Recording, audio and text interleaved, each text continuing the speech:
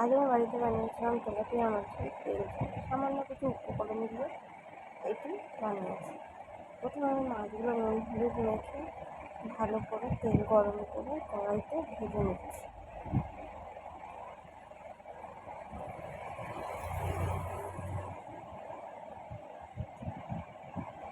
প্রথমে কড়াইতে দিয়ে দিলাম মাছ ভাজার জন্য।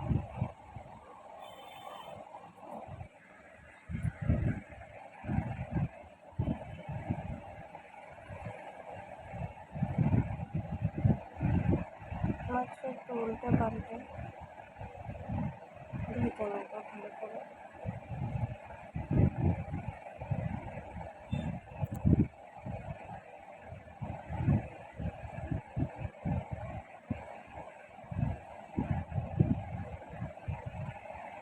মাছটা আমি উল্টে পাল্টে ভালো করে ভেজে নিয়েছি।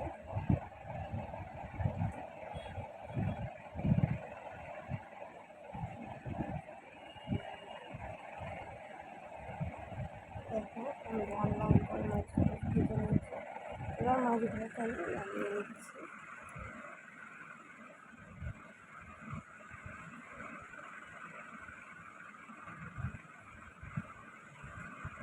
ইতিমধ্যে এখানে মাছ ভাজতে ভাজতে আমি মশলাটা রেডি করে ফেলেছি। আদা রসুন পেঁয়াজ জিরে, এবার তেলে দিয়ে দিলাম কালো জিরা ফোড়ন, এরপরে কাটা পেঁয়াজ। এখানে আমি দুটো মিডিয়াম সাইজের পেঁয়াজ নিয়েছি।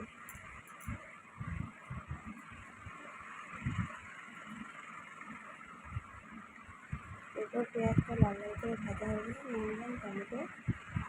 টমেটোটা ভাজা হয়ে গেলে এবার মশলাটা আমি দিয়ে দিলাম। মশলাটার মধ্যে একটু সরষে দিয়েছিলাম, সাদা সরষে।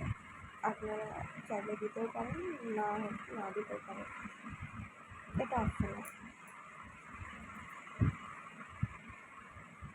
মশলাটা ভালো করে নেড়ে চেড়ে নেব।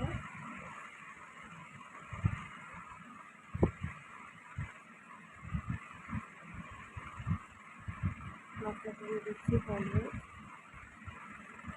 তারপর লবণ স্বাদ মতো,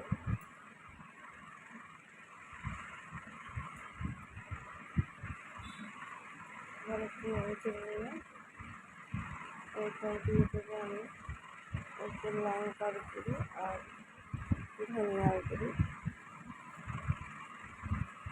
আমি কাশ্মীরি লঙ্কার গুঁড়ি ইউজ করিনি, কারণ ছিল না, তাই লাল লঙ্কা ইউজ করেছি।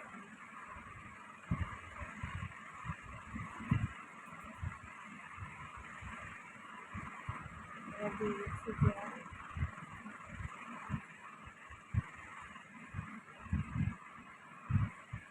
মশলাটা ভালো করে ঝালটা ফুটে উঠলে দিয়ে দিয়েছি মাছ।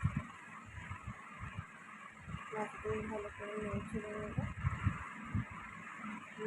এবার ঝোলটা শুকাতে দেওয়ার জন্য শুকানোর মতো টাইম দেবো একদম। দেখো এরপরে ঝোলটা শুকিয়ে একদম মাখো মাখো হয়ে গেছে মাছটা। আমার মাছটা কিন্তু রেডি হয়ে গেছে। এরপর মাছটা আমি নামিয়ে নিচ্ছি। আজ আমি আমার হাজবেন্ডের পছন্দ মতো রেসিপি করেছি। সে আমাকে বলেছিল তেল ঝাল করতে, তাই আমি আজকে এই মাছটা তেল ঝাল রেসিপি করেছি। আপনারা বানিয়ে দেখবেন, খেতে কিন্তু ভালোই হয়েছিল।